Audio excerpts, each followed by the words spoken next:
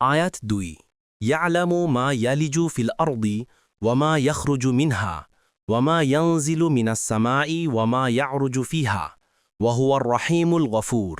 অনুবাদ: তিনি জানেন যা জমিনে প্রবেশ করে এবং যা তা থেকে নির্গত হয়, আর যা আসমান থেকে নাজিল হয় এবং যা কিছু তাতে উত্থিত হয়, আর তিনি পরম দয়ালু, অতিশয় ক্ষমাশীল। তাফসির 1 নম্বর ফুটনোটের বিবরণ, অর্থাৎ আসমান থেকে যে পানি নাজিল হয় সে পানির কতটুকু জমিনে প্রবেশ করে তা আল্লাহ ভালো করেই জানেন।